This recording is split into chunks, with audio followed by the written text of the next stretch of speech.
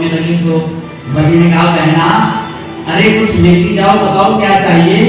अभी भी बलि दान दिए, सब कुछ छीन दिया, लेकिन आज भी आपके द्वारपाल मेरे प्राणनाथ हैं और जब से आपके पास रह गए तब से मैं एकदम अकेली होगी, इन्हीं को दे दो, इन्हीं को मांगने के लिए आई हूँ। बलि ने कहा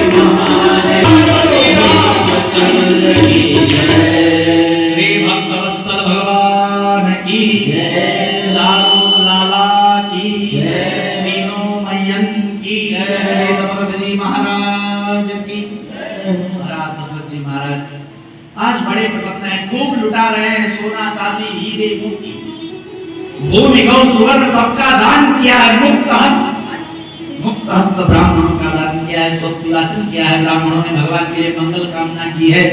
वशिष्ठ जी महाराज ने नामकरण संस्कार किया और इस प्रकार धीरे धीरे चारों राजकुमार बड़े हुए। विश्वामित्र जी महाराज ने राम जी को लेकर के गए हैं शिक्षा के लिए। विश्वामित्र जी महाराज ने दीक्षा दी है, शिक्षा प्रदान की है विविध शस्त्र शास्त्रों की। उसके बाद भगवान श्री विश्वामित्र जी महाराज के साथ जा रहे हैं श्री जनकपुरी को गए हैं। विवाह का प्रसंग है। भगवती भास्वती श्री महालक्ष्मी श्री जानकी जी के रूप में जानकी नवमी को जनकपुरी में अवतार लेती है। आज तो यहाँ पर दोनों पक्ष विराजमान है, वर पक्ष भी इधर विराजमान है, वधू पक्ष उधर विराजमान है।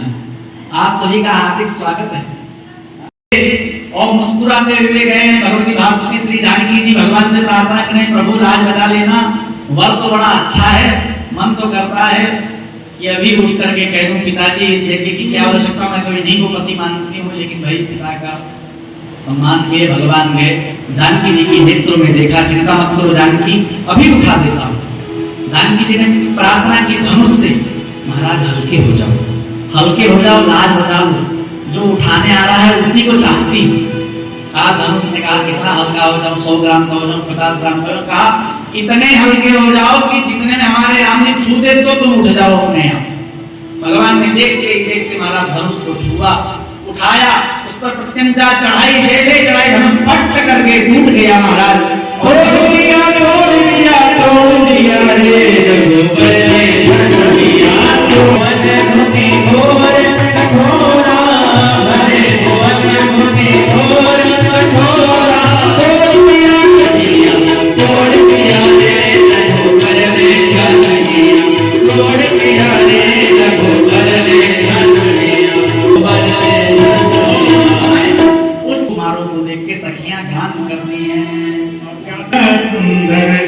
दो कुमार कुमार मैंने देखा सुंदर सखी दो कुमार कुमार में सुंदर सखी दो कुमार कुमार मैंने देखा सुंदर सखी दो कुमार फूलों का दोना सोहे हाथों में फूलों का दोना सोहे हाथों में हार कुमार मैंने देखा सुंदर सखी दो कुमार कुमार मैंने देखा कुमार सुंदर सलोने बाके रसीले सुंदर सलोने रसीले सुंदर सलोने बाके रसीले सुंदर सलोने बाके रसीले मोहती मोहती रहना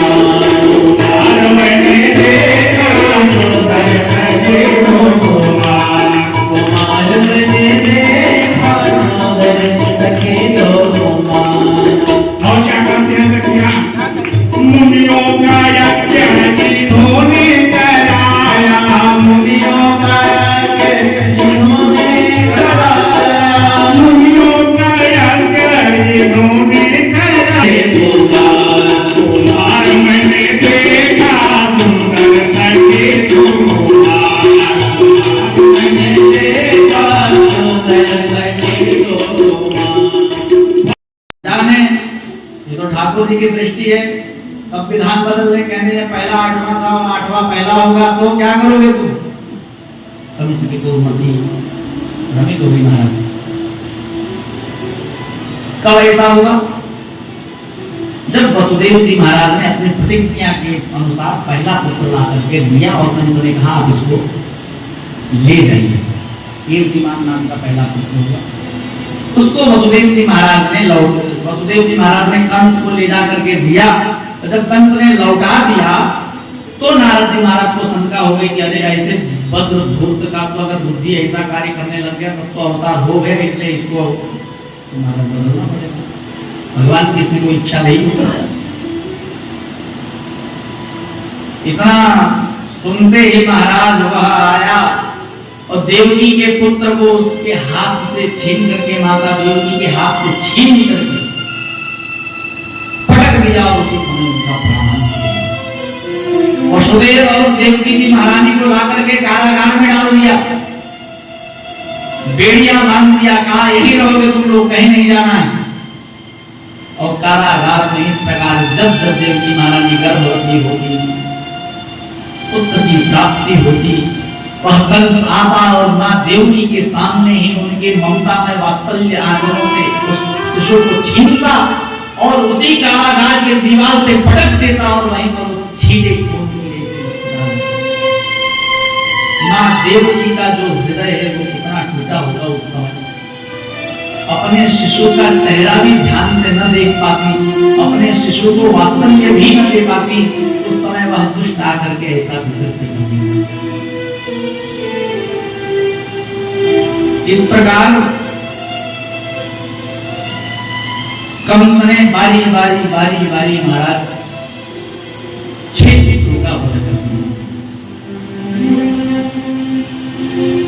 भगवान की इच्छा अनुसार, भगवान की शक्ति, स्वयं भगवान शेष अब की बार भगवती भास्वती श्री देवकी जी के गर्भ में अवतार लेते हैं।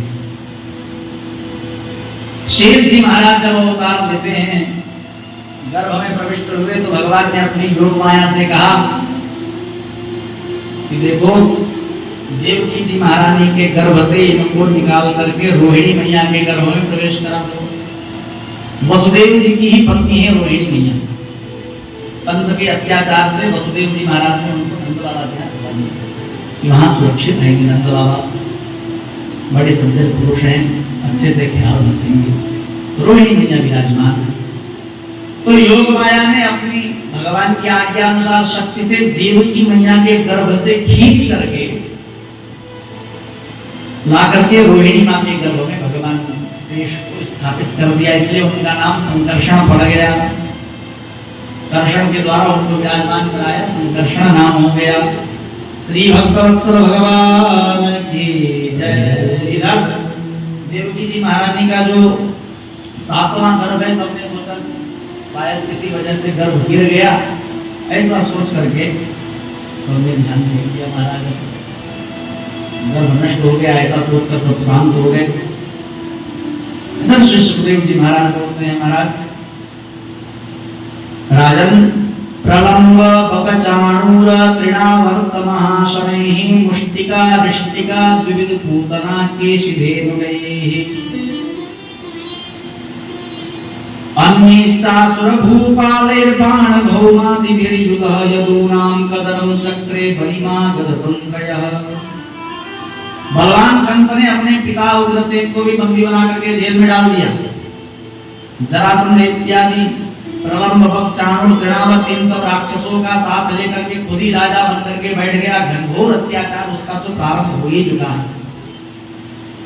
अंतिम समय में उसकी बुद्धि विकृत हो गई।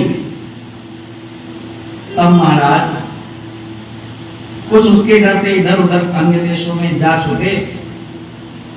7वें गर्भ में जब शेष जी अवतीर्ण हो गए, रोहिणी की गर्भ में होकर में स्थापित कर दिया भगवान की आज्ञा से योग माया ने। तब जाकर के भगवान श्री हरि ने अपनी इच्छा की है अवतार लेने की। महाराज अष्टम पुत्र के रूप में भगवान स्वयं देवकी के गर्भ में आ गए। महाराज उनके गर्भ में आने से वह पूरा कारागार ही नहीं, पूरा त्रैलोक्य प्रकाशित होने लगा। महाराज अलौकिक तेज प्रकट हो गया।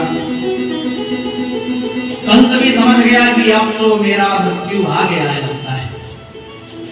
अभी तक ऐसी भावना नहीं हुई थी, इतना तेज नहीं था। अब तो महाराज सब कुछ खत्म हो जाएगा, मेरी सत्ता चली जाएगी, ऐसा वो डर भी रहा मन ही मन। अनेक चिंताएं उसको महाराज हो गई। वो दिन की उसका दिन भी बेकार और उसकी रात भी बेकार चलने लगी। महाराज अष्टम गर्भ की बड़ी उत्कंठा से प्रतीक्षा करने लगा है कंस। कहा कि सोचा एक चक्कर, तो वो सोचा कि चलो देवकी जी को ही खत्म कर देते हैं, लेकिन फिर सोचा अगर देवकी को मैंने मार दिया तो संसार में कीर्ति भी नष्ट हो जाएगी। इतना बड़ा लांछन तो नहीं लगा सकता मैं, इतना बड़ा लांछन न लगे, इसलिए प्रतीक्षा कर लेता हूं। कृष्ण ही कृष्ण दिखने लगे। जब भगवान गर्भ में आए तो इधर ब्रह्मादि देवता महाराज आकर कांप गए थे। क्या नाम है, राक्षस गण कांपने लगे, कंस कांपने लगा। पूरी हड्डी पसली एक होने वाली है कंस की, इसलिए कांपने लग गए महाराज। इधर गर्भस्तुति कर रहे हैं देवता जन। सत्य व्रतम सत्य परम त्रिसत्यम सत्यस्य योनिं निहितं च सत्ये सत्यस्य सत्यं वेद सत्य नेत्रं सत्यात्मकं त्वां शरणं प्रपन्नाः। सत्य सत्य कह के 9 बार सत्य सत्य सत्य कह करके भगवान का स्तुति किया है। हमारा 16 श्लोकों में ब्रह्मादि देवताओं ने भगवान की स्तुति की है। गर्भस्तुति के रूप में आचार्यगण उसका अनुसंधान करते हैं। कहा सत्य व्रतम नाम सत्य व्रत है, करो सत्य संकल्प है। आपकी प्राप्ति का साधन भी सत्य है और त्रिसत्यम, तीनों काल में आपकी सत्यता ही है। प्रकाशित करते हुए विराजमान है। इधर भगवान प्रकट हो गए महाराज। समद्भुतं बालकमम्बुजे क्षणं चतुर्भुजं शङ्खगदायुधं श्रीवत्सलक्ष्मङ्गलशोभिकौस्तुभं पीताम्बरं सान्द्रपयोधसौभगं महार्हवैदूर्यकिरीटकुण्डलत्रिशापरिष्वक्तसहस्रकुन्तलम् उद्दामकाङ्क्षं गदकङ्कणादिभिः विरोचमानं वसुदेवैक्षत। महाराज कैसे प्रकट हुए तो देवकी मैया के सामने चतुर्भुज रूप में भगवान पीतांबर धारण किए हुए, कुंडल पहने हुए, संचक्र धारण किए हुए, सुंदर वस्त्रमाला धारण किए हुए। क्या दिव्य स्वरूप है भगवान का, ऐसी दिव्य छटा माधुरी है। नेत्र इतने कमल के जैसे सुंदर सुंदर गाल है, सुंदर होठ है, इतना सुंदर वक्षस्थल है भगवान का। ऐसा स्वरूप है महाराज की ध्यान प्रक्षालन करने को भी कम है। अपनी संपत्ति में अपना सब कुछ, अपना सब न्यौछावर कर दे, सर्वस्व न्यौछावर कर दे, तब भी वह मन से हट नहीं सकता। देवकी मैया ने देखा, नेत्रों से अश्रु वर्षण होने लगे। सुखदेव जी महाराज कहते हैं, राजन, जब वह शुभ समय, वह शुभ लग्न, वह शुभ मुहूर्त, शुभ नक्षत्र जब आई है, उस समय पर भगवती भास्वती श्री देवकी मैया के नेत्रों से अश्रु वर्षण होने लगा। भगवान से प्रार्थना करती हुई देवकी मैया ने कहा, प्रभु, अपने 7 पुत्रों की मैं रक्षा नहीं कर पाई, वह पापी कंस गर्भ से उत्पन्न हर शिशु को लेकर के मेरे ही सामने मेरे बच्चों का उसने हत्या कर दिया। मैं अपने एक भी बच्चे की रक्षा नहीं कर पाई। आप क्यों इस देवकी के गर्भ का चयन कर रहे हैं? मैं कैसे आपकी रक्षा करूंगी? मैं आपकी रक्षा नहीं कर पाऊंगी प्रभु। वह कंस आएगा और कहीं आप मुझसे छीन के लेके न चला जाए। भगवान ने कहा, देवकी चिंता मत करो, तुम्हारे इसी दुख को दूर करने के लिए मैंने इस स्वरूप को धारण किया है। मैं तुम्हारे लिए ही इस शतरूप रूप में आया हूं कि मैं स्वयं तुम्हारी ही रक्षा करूंगा। भगवान का वह चतुर्भुज स्वरूप देवकी मैया श्री वसुदेव जी महाराज ने दर्शन किया। इतना अश्रु वर्षण हुआ महाराज की क्या कहा जाए। भगवान के उस स्वरूप को देखती है, सोचती है, इतना सुंदर कोमल स्वरूप, जिस अंग पर भगवती वासुकी श्री महालक्ष्मी की स्पर्श करने से लाल लाल पड़ जाते हैं वो दिव्य विग्रह या कंस अगर भगवान के अनिष्ट को कुछ करने, भगवान के लिए अनिष्ट करने चला आया तो भगवान ने धैर्य दिया, कहा चिंता मत करो, मैं आ गया हूं, तुमको छू ही नहीं सकता। वसुदेव जी महाराज से कहा कि जब मैं अवतार लूंगा तो आपकी सारी बेड़ियां खुल जाएंगी और आप मुझे ले जाकर के गोकुल में नंद बाबा के यहाँ रख देना और वहां पर यशोदा जी महारानी को एक पुत्री की प्राप्ति होगी, उसको आप लेकर के चले आना। आप चिंता मत करना, मैं आपकी भी रक्षा करूंगा।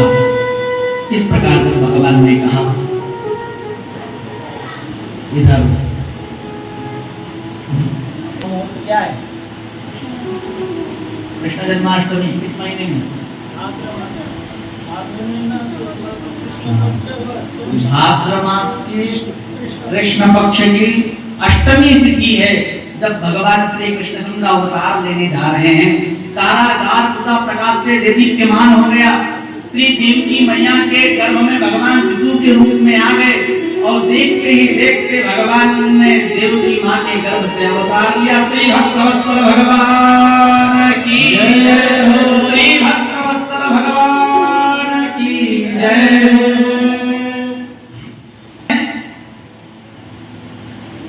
जब भगवान ने अवतार लिया है, वह कारागार के आसपास जितने भी बंदीगण हैं सब सो गए हैं भगवान की माया से।